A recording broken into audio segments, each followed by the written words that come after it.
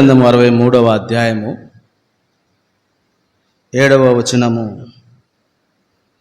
యెహోవా మనకు చేసిన వాటన్నిటిని బట్టి యెహోవా కృపాతిశయమును యెహోవా స్తోత్రములను గానము చేతును. 7వ వచనం యొక్క ఆరంభంలో యెహోవా మనకు చేసిన వాటన్నిటిని బట్టి కింద చూపిన మాటలు, ఇశ్రాయేలుల యొక్క వంశస్థులకు ఆయన చూపిన మాట, నేను ప్రకటన చేసేదను. యెహోవా మనకు చేసిన వాటన్నిటిని బట్టి నేను ప్రకటన చేసేదను అన్నాడు. అనేది దేవుడు మనకు చేసిన వాటిని బట్టి, కాబట్టి మనము ప్రకటన చేయటము అనేది అది ఆరాధనను చూపిస్తూ ఉంది, అది ప్రభువును స్తుతించుటను చూపిస్తూ ఉంది, అది ప్రభువుని గణపరచుటను చూపిస్తూ ఉంది.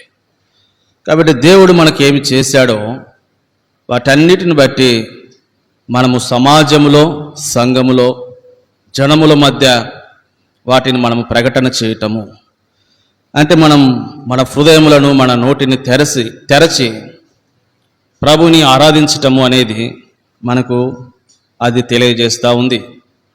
కాబట్టి ఈ ఉదయకాల సమయం దేవుడు మనకు చేసినటువంటి వాటన్నిటిని బట్టి మనము కూడా ఇలాగూ సమాజం మధ్యలో ప్రకటన చేయటము, తెలియచేయటము అనేది ఎంతైనా అవసరం.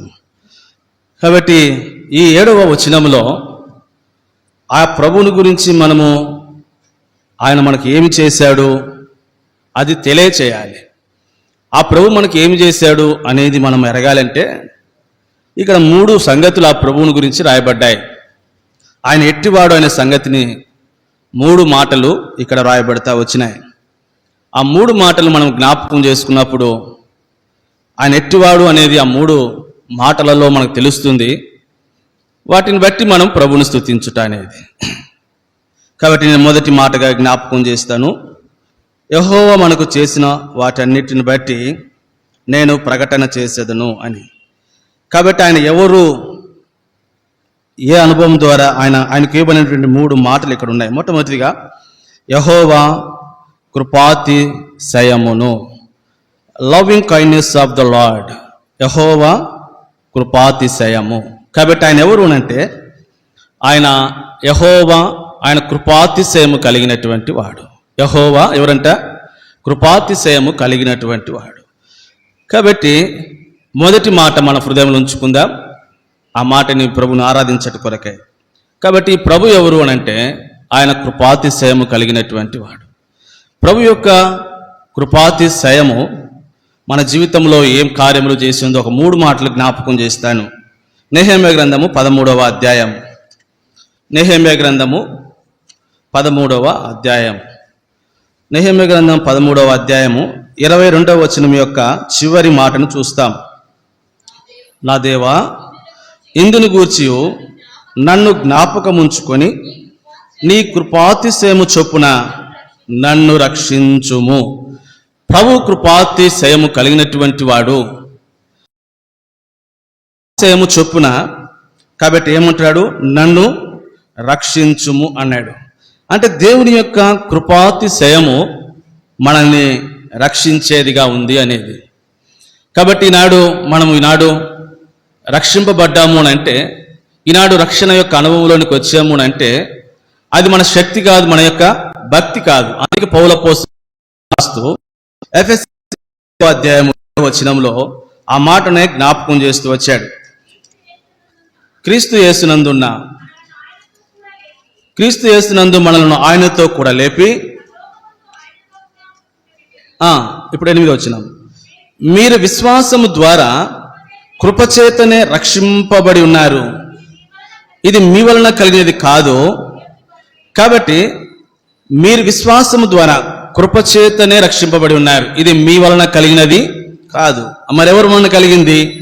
యెహోవా కృపాతిశయం వలన కలిగింది.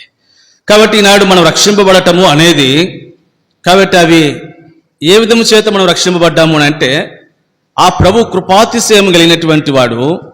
కాబట్టి ఆ కృపాతిశయం కలిగినటువంటి ఆ ప్రభువే.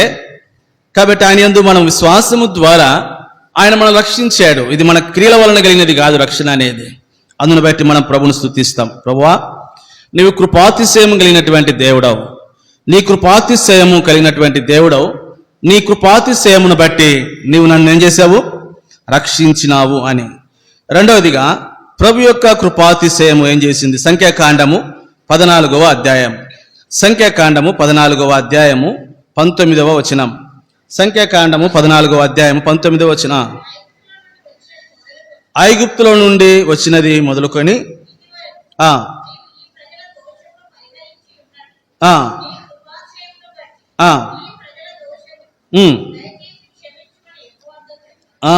రెండవదిగా యెహోవా యొక్క కృపాతిశయము నాడు ఇశ్రాయేలు ప్రజల యొక్క దోషమును ఏం చేసిందంట? క్షమించింది. కాబట్టి ప్రభు యొక్క కృపాతిశయము నాడు ఇశ్రాయేలు యొక్క దోషములనే కాదు, ఈనాడు ఆ కృపాతిశయము మన యొక్క దోషములను కూడా క్షమించింది. అంటే ఈ దోషము యొక్క శిక్ష మనం చదివినట్లుగా ఆదికాండము 4వ అధ్యాయం 13వ వచనంలో. కాబట్టి కయ్యూను అంటాడు, నా దోష శిక్ష నేను భరించలేనంత గొప్పది. కాబట్టి ఎవరు క్షమిస్తారు ఈ శిక్షని? ఎవరు తీసివేస్తారు? కాబట్టి నా దోష శిక్ష నేను భరించలేనంత గొప్పదై ఉన్నప్పుడు ఇప్పుడు అన్నాడు కీర్తనాకారుడు 4:13 ప్రకారం ఏమో ఆదికాండము మన యొక్క నా దోష శిక్ష నేను భరించలేనంత గొప్పదిగా ఉంది. కాబట్టి ఎవరి దోషములను క్షమిస్తాడు అని అంటే ఆయన యొక్క కృపాతిశయమే నా దోషములన్నిటిని కూడా క్షమించింది. ఇప్పుడు కీర్తనకాడు అన్నాడు 40వ కీర్తన 12వ వచనం, 40వ కీర్తన 12వ వచనం. లెక్కలేని అపాయములు నా దోషములు నన్ను తరిమి పట్టుకొనగా. కాబట్టి అక్కడేమో కయ్యూను అన్నాడు, నా దోషములకు శిక్ష నేను భరించలేనంత గొప్పదిగా ఉంది. ఇక్కడేమో కీర్తనాకాడైన దావీదు అన్నాడు, నా దోషములు నన్ను ఏం చేస్తున్నాయి? తరిమి పట్టుకొనగా నేను తల ఎత్తి చూడలేక పోతా ఉన్నాను, లెక్కకు అవి నా తల వెంట్రుకలు మించి ఉన్నాయి అంటాడు. కాబట్టి కీర్తనాకాడు యొక్క దోషముల గురించి మాట్లాడినప్పుడు మన దోషములు కూడా అట్లే ఉన్నాయి. కాబట్టి మన దోషములు కూడా మనం తరిమి పట్టుకున్నాయి. మన దోషములు తల ఎత్తలేనంత ఎత్తుగా చూడలేకపోతా ఉన్నాం. తల వెంట్రుకలకు మించినటువంటివిగా మన దోషములు కనపడుతూ ఉన్నాయి. అయితే ప్రభు ఎట్టివాడంట? యెహోవా కృపాతిశయము గలవాడు. కాబట్టి ఇప్పుడు ఆయన కృపాతిశయమును బట్టి ప్రభు ఏం చేస్తా వచ్చాడు? ఇప్పుడు 65వ అధ్యాయం, నేను దోషముల గురించి 2 మాటలు జ్ఞాపకం చేశాను ఎట్టియో అని. ఇప్పుడు 65వ కీర్తన 3వ వచనం ఆయన చదువుతాం. నా మీద మోపబడినటువంటి దోషములు భరింపజాలనివి, నా అతిక్రమం నిమిత్తము. ప్రభుకి స్తోత్రం. కాబట్టి అతిక్రమములు దోషములను ఆయన ఏం చేశాడంట? ప్రాయచిత్తము చేస్తూ వచ్చాడు. ఇప్పుడు ఇక్కడ అన్నాడు, నా దోషములు భరింపజాలనివి. అందుకే కయ్యూను నా దోష శిక్ష భరించలేనంత గొప్పది. ఇక్కడికి వచ్చేసరికి కీర్తనకారుడు నా దోషములు భరింపజాలనివి, అవి నా తలకు మించి ఉన్నాయి. కాబట్టి ఎవరు ఈ దోషములను కాబట్టి క్షమించగలడు అని అంటే ఇప్పుడు ప్రభు అన్నాడు, యెహోవా నీ కృపాతిశయమును బట్టి నా దోషములకు నువ్వేమిచ్చావు? ప్రాయచిత్తము చేశావు. 85వ కీర్తన 2వ వచనం, 85వ కీర్తన 2వ వచనం. కాబట్టి నీ ప్రజల దోషమును ఆయన ఏం చేశాడంట? పరిహరించాలి. కాబట్టి ఆయన మన దోషములను ప్రాయచిత్తము చేశాడు. ఆయన మన దోషములను పరిహరించిన వాడిగా ఉన్నాడు. ఇప్పుడు 3వదిగా ఆయన యెహోవా కృపాతిశయమును బట్టి 3వ కార్యము కీర్తన 5వ కీర్తన 7వ వచనం, 5వ కీర్తన 7వ వచనం. చాలక. కాబట్టి ఇప్పుడు కీర్తనాకాడైన దావీదు 3వ కార్యం చెబుతున్నాడు, నేనైతే నీ కృపాతిశయమును బట్టి నీ మందిరములో ప్రవేశించుచున్నాను అంటాడు. అంటే ఇప్పుడు దేవుని యొక్క మందిరములో మనం ప్రవేశించాము అని అంటే కేవలం దేవుని యొక్క కృపాతిశయమును బట్టి మనం ఏం చేయగలిగిన వారం? ఆయన మందిరములో ప్రవేశించినటువంటి వారు. అంటే ఒకప్పుడు మనం ఆ మందిరములోనికి రాకుండా వెలివేయబడినటువంటి వారు. కయ్యూనే అంటాడు 4వ అధ్యాయము ఆదికాండము 4వ అధ్యాయం 14వ వచనంలో, కాబట్టి నీ సన్నిధిలోనికి రాకుండా నేనేమై ఉన్నాను? వెలివేయబడినాను. ఎందుకు? ఆ దోషములే, పైన దోషములు అన్నాడు, నా దోష శిక్ష నేను భరించలేనంత గొప్పదన్నటువంటి కయ్యూను కిందకు వచ్చినప్పుడు ఏమన్నాడు? నీ సన్నిధిలో నుండి నేను వెలివేయబడ్డాను. అంటే మనము కూడా ఆయన సన్నిధిని సమీపించలేనటువంటి, ఆ సన్నిధిలోనికి రాలేనటువంటి స్థితిలో ఉన్నటువంటి వారిమే. ఆయన సన్నిధికి దూరముగా ఉన్నటువంటి వాడు. కాబట్టి తండ్రి ఇంటికి తప్పిపోయినటువంటి కుమారుని విషయంలో వాడు ఇంకనూ ఏమై ఉన్నాడంట, వాడు ఇంకనూ దూరముగా ఉన్నప్పుడు తండ్రి వాడిని చూశాడంట. కాబట్టి మనము కూడా దేవుని యొక్క సన్నిధికి ఇంటిలోనికి రాలేనటువంటి వారిగా, దేవుని యొక్క ఇంటికి సన్నిధికి దూరంగా ఉన్నటువంటి వారిమే. అందుకే ఇప్పుడు ఇట్టి ప్రజలమైనటువంటి మనము దేవుడు తన కృపాతిశయమును బట్టి ఇప్పుడు ఏం చేశాడంట, నీ మందిరములో ప్రవేశాన్ని ప్రభు కలిగిస్తూ వచ్చాడు. ఇప్పుడు కీర్తనకారుడు పౌలపోస్తలుడు హెబ్రీయులకు రాస్తూ హెబ్రీ పత్రిక 10వ అధ్యాయంలో ఆయన మందిరములోనికి ప్రవేశముల గురించి ఒక మాట రాస్తూ వచ్చాడు. హెబ్రీ పత్రిక 10వ అధ్యాయము 22వ వచనం, చివరి భాగం చదువుమక్క. విశ్వాసములో యథార్థమైన హృదయముతో మనము దేవుని సన్నిధానమునకు. కాబట్టి ఇప్పుడు మనం ఎట్లున్నామనంటే, మనము దేవుని యథార్థమైన హృదయముతో మనము దేవుని సన్నిధానమునకు చేరుతూ ఉన్నాము. అంటే ఒకప్పుడు మనము వెలివేయబడినటువంటి వారిగా, దేవుని యొక్క సన్నిధికి దూరముగా ఉన్నటువంటి వారిని. కాబట్టి ఇప్పుడు ఎలాగున్నాము అనంటే ఆయన సన్నిధానమునకు చేరుతున్నాం. అదే మాట ఎఫెసీకు రాస్తూ కూడా పౌలు అపోస్తలుడు జ్ఞాపకం చేస్తూ వచ్చాడు. ఎఫెసీ పత్రిక 2వ అధ్యాయము 18వ వచనం. ఎఫెసీ పత్రిక ఆయన ద్వారానే కాబట్టి ఆయన ద్వారానే తండ్రి సన్నిధికి చేరగలిగి ఉన్నాము. ఆయన ద్వారానే అంటే ఆయన కృపాతిశయమును బట్టి. కాబట్టి ఈ ఉదయకాల సమయం యెషయా గ్రంథం 63వ అధ్యాయం 7వ వచనం యొక్క ఆ ధ్యానంలో మనము మొదటి తలంపు నేను ఇక్కడ ముగిస్తూ ఉన్నాను. కాబట్టి 63వ అధ్యాయం యెషయా గ్రంథము 7వ వచనానికి మరలా వస్తాం.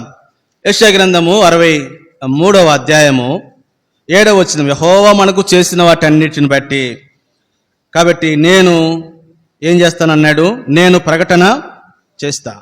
కాబట్టి ఇప్పుడు ఈ మొదటి తలంపు యొక్క ముగింపులో నేను ఈ మాట కూడా జ్ఞాపకం చేయాలి. 89వ కీర్తన మొదటి వచనంలో, 89వ కీర్తన మొదటి వచనం, 89వ కీర్తన మొదటి వచనం, యెహోవా యొక్క కృపాతిశయమును నిత్యము నేను కీర్తించేదను. చాలుక. కాబట్టి ఇప్పుడు ఆయన కృపాతిశయమును బట్టి మనం నిత్యము కీర్తించుట అనేది, అందుకొరకే మనం దేవుని సన్నిధానంలోనికి చేరాం. యెహోవా మనకు చేసినటువంటి కార్యములు. కాబట్టి యెహోవా మొట్టమొదటిగా కృపాతిశయము కలవాడు. ఆయన కృపాతిశయమును బట్టి మనల్ని రక్షించాడు. ఆయన కృపాతిశయమును బట్టి మన దోషములను క్షమించాడు. ఆయన కృపాతిశయమును బట్టి దేవుని సన్నిధానంలోనికి మనకు ప్రవేశమును ఇచ్చాడు. ఇప్పుడు రెండోదిగా 7వ వచనము మరలా చదువుతాం. యెహోవా మనకు చేసిన వాటి అన్నిటిని బట్టి యెహోవా కృపాతిశయమును, యెహోవా స్తోత్రములను గానము చేతును. కాబట్టి రెండోదిగా దేవుడు ఎవరంట, వాత్సల్యత కలిగినటువంటి వాడు. The Lord hath bestowed on us. కాబట్టి ఆయన ఎవరు అనంటే ఆయన వాత్సల్యత కలిగినటువంటి వాడు దేవుడు. రెండోదిగా యెహోవా మొట్టమొదటి కృపాతిశయం గలవాడు. రెండోదిగా ఆయన వాత్సల్యత గలవాడు. కాబట్టి ఆయన వాత్సల్యతను గురించి మరలా నేను 3 విషయాలు జ్ఞాపకం చేస్తాను. ఆయన వాత్సల్యత మన జీవితంలో ఏం చేసింది అని.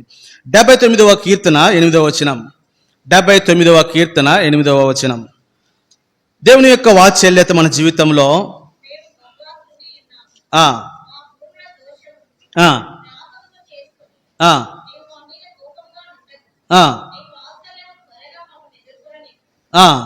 నీ వాత్సల్యము త్వరగా మమ్మల్ని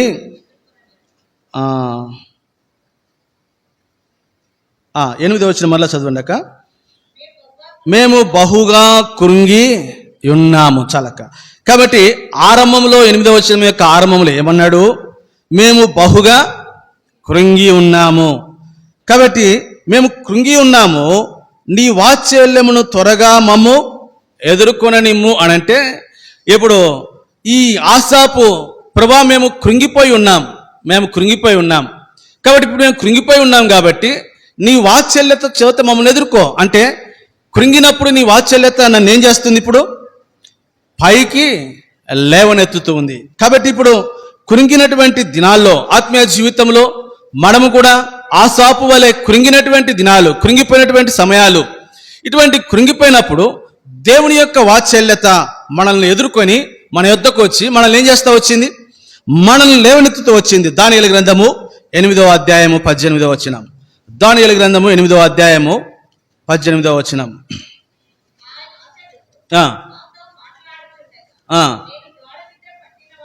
నేను గాఢ నిద్ర పట్టిన వాడని అతడు నన్ను పట్టుకొని లేవనెత్తి నిలువ. కాబట్టి దేవుని యొక్క వాత్సల్యత మనం కృంగినప్పుడు మనల్ని పట్టుకొని లేవనెత్తి నిలవబెడతా వచ్చింది. అందుని బట్టి ప్రభుని స్తుతిస్తాం. ప్రభువా, నీవు వాత్సల్యత కలిగినటువంటి వాడవు. నీ వాత్సల్యతను మేము కృంగినప్పుడు, కాబట్టి నీ వాత్సల్యత ద్వారా మమ్మల్ని ఎదుర్కొని, కాబట్టి నీ మమ్మల్ని పట్టుకొని మమ్మల్ని లేవనెత్తి మమ్మల్ని ఏం చేస్తూ ఉన్నావు? నిలవబెడతా ఉన్నావు అని. కాబట్టి దేవుని యొక్క ఆయన వాత్సల్యత గలవాడు. ఆయన వాత్సల్యత ద్వారా మనల్ని ఎదుర్కొని మనల్ని పట్టుకొని లేవనెత్తి నిలవబెడతా ఉన్నాడు. అందుని బట్టి ప్రభువును స్తుతిస్తాం. రెండవదిగా ఆయన వాత్సల్యత 54వ అధ్యాయం యెషయా గ్రంథము 54వ అధ్యాయము. యెషయా గ్రంథము 54వ అధ్యాయము 7వ వచనం.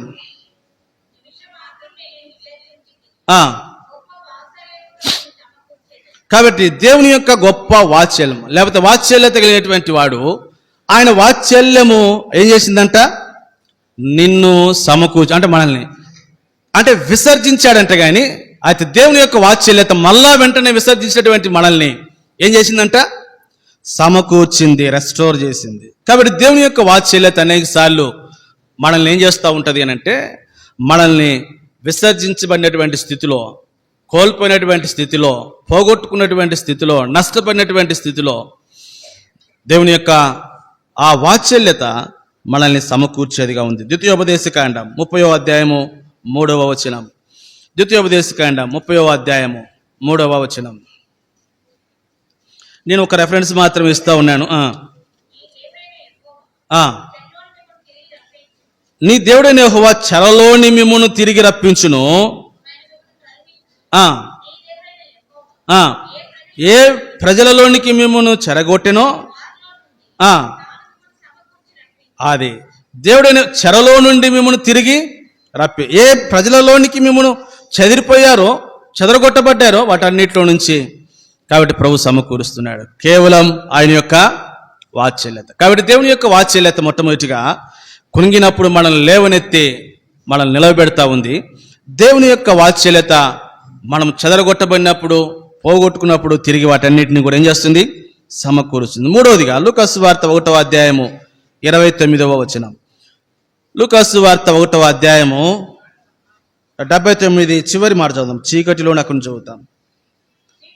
చీకటిలోను మరణ ఛాయలోను కూర్చుండు వారికి వెలిగించుటకై ఆ మహావాత్సల్యమును బట్టి కాక చదవండి పైనుండి ఆయన.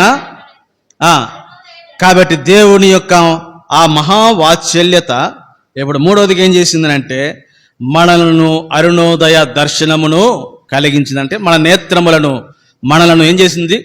వెలిగించింది అని. దేవుని యొక్క మహావాత్సల్యత చీకటిలో సంచరించుచున్న మరణఛాయలో ఉన్నటువంటి మనల్ని, కాబట్టి ఆయన వాత్సల్యత అరుణోదయ దర్శనం అని అంటే ఆయన మనలను వెలిగించాడు, మన కన్నులను తెరిచాడు. కొరింథీ 2వ పత్రిక 4వ అధ్యాయము 4వ వచనం. కొరింథీ 2వ పత్రిక 4వ అధ్యాయం.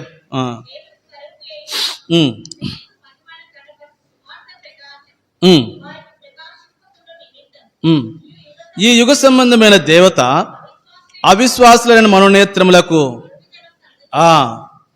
అంధకారంలో నుండి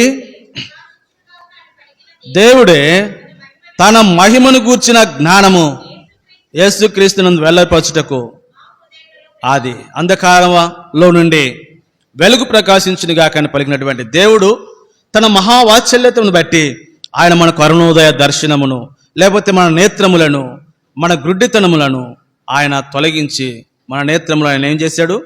వెలిగించాడు. కాబట్టి ఇప్పుడు రెండవదిగా యెషయా గ్రంథం 63:7లో రెండవదిగా ఆయన ఎవరు అనంట? వాత్సల్యత గలవాడు. మరలా వస్తాం 63వ అధ్యాయం యెషయా గ్రంథము ఆగండి ఒక్క నిమిషం. యెషయా గ్రంథం 63వ అధ్యాయం తీయండి అందరూ. 63వ అధ్యాయము 7వ వచనం మళ్ళీ ఇప్పుడు చదవండి. యెహోవా మనకు చేసిన వాటన్నిటిని బట్టి యెహోవా కృపాతిశయమును గానము చేతును తన వాత్సల్యమును బట్టి. ఇప్పుడు మళ్ళీ మూడవదిగా ఆయన ఎవరు అంటే ఆయన కృపా బాహుల్యము గలవాడు.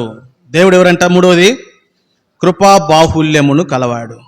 కాబట్టి యెహోవా ఆయన మొట్టమొదటిగా కృపాతిశయము కలిగినవాడు, యెహోవా వాత్సల్యత కలిగినవాడు, యెహోవా కృపా బాహుల్యమును కలిగినవాడు. కాబట్టి ఇప్పుడు మూడవ మాట నేను జ్ఞాపకం చేస్తాను.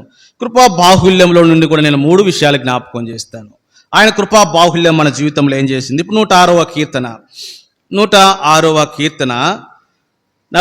వచనం. 106వ కీర్తన 45వ వచనం.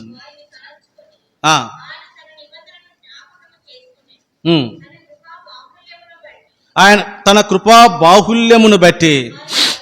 కాబట్టి దేవుని యొక్క కృపా బాహుల్యమును బట్టి ఆయన మనల్ని ఏం చేసి వచ్చాడంట? కరుణిస్తూ వచ్చాడంట. కాబట్టి ఆయన కృపా బాహుల్యము మనల్ని కరుణించి ఏం చేసింది అనేది చూస్తాం. 67వ కీర్తనకు వస్తాం ఇప్పుడు. 67వ కీర్తన 2వ వచనం. 67వ కీర్తన 2వ వచనం. దేవుడు మమ్మును కరుణించి మమ్మును ఆశీర్వాదించునుగాక. దేవుని యొక్క కృపా బాహుల్యము మనల్ని కరుణించి మనల్ని ఏం చేసింది?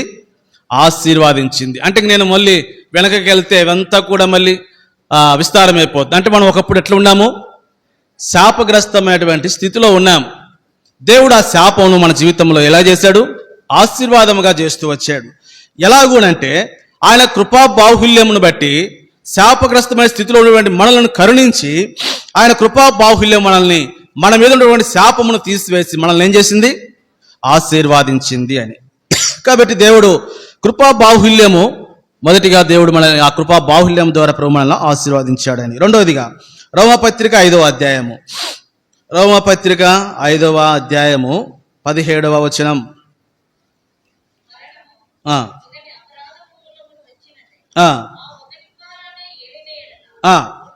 కృపా బాహుల్యమును అది కృపా బాహుల్యము అంటే ఇక్కడ ఏమన్నాడు? మరణము ఒకని అపరాధము వలన వచ్చినదై ఆ ఒకని ద్వారానే ఏలితూ వచ్చింది. అయితే కృపా బాహుల్యము అది నీతి దానమును పొందువారు జీవము గలవారై. అంటే కృపా బాహుల్యము అనేది కాబట్టి దేవుని యొక్క ఆయన కృపా బాహుల్యం గలవాడు. ఆయన కృపా బాహుల్యము కాబట్టి మన జీవితంలో మనకేమిచ్చిందంట? జీవమునిస్తూ వచ్చింది. మొదటి యోహాను పత్రిక 5వ అధ్యాయము 10-11 వచనాలు. మొదటి యోహాను పత్రిక 5వ అధ్యాయము 10-11 వచనాలు.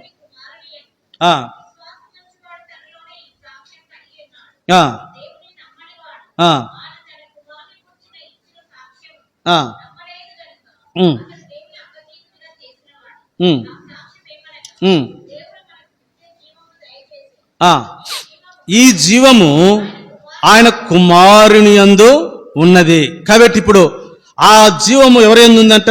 కృపా బాహుల్యత కలిగినటువంటి ఆ దేవుని యందు ఉంది. ఇప్పుడు 12వ వచనం. దేవుని కుమారుని అంగీకరించువాడు జీవము గలవాడు. అంటే ఆ కృపా బాహుల్యం కలిగినటువంటి ఆ దేవుడు కాబట్టి మనకు జీవమునిచ్చాడు ఆయనను మనము అంగీకరించడం ద్వారా. కాబట్టి ఇప్పుడు మనం ఎవరిమేనంటే జీవము కలిగినటువంటి వారిమే అని. కాబట్టి ఇప్పుడు దేవుని యొక్క కృపా బాహుల్యము మనల్ని కరుణించి ఆశీర్వాదించింది. దేవుని యొక్క కృపా బాహుల్యము కాబట్టి మనకు జీవమును ఇచ్చింది. అందుకే తెస్సలోనికే మొదటి పత్రిక 5వ అధ్యాయం 23వ వచనంలో తెస్సలోనికే మొదటి పత్రిక 5వ అధ్యాయం 23వ వచనం.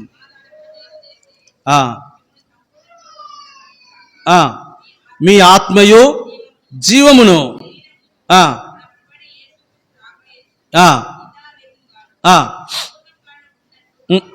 కాబట్టి ఈ జీవము ఏ జీవమునైతే దేవుడు మనకి ఇచ్చాడో ఆ జీవమును ప్రభువైన యేసుక్రీస్తు యొక్క రాకడ వరకు కాబట్టి ఈ కృపా బాహుల్యం కలిగినటువంటి దేవుడు ఆ జీవమును ఏం చేస్తూ ఉన్నాడంట?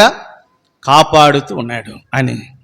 కాబట్టి అందుని బట్టి మనం ప్రభుని స్తుతించి ఆరాధన చేయాలి. నేను మూడవ మాట కృపా బాహుల్యమును బట్టి. రోమపత్రిక 5వ అధ్యాయము 17వ వచనం. రోమపత్రిక 5వ అధ్యాయము 17వ వచనం.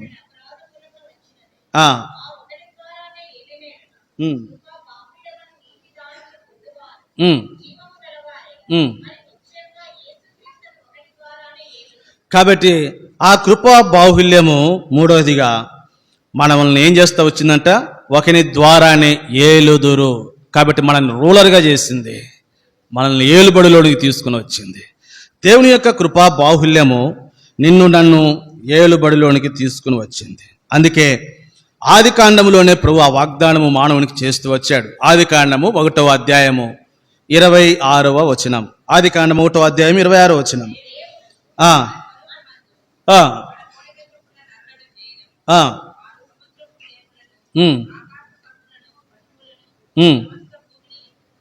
పాకు ప్రతి జంతువును ఏలుదురుగా కానీ పాలికేను.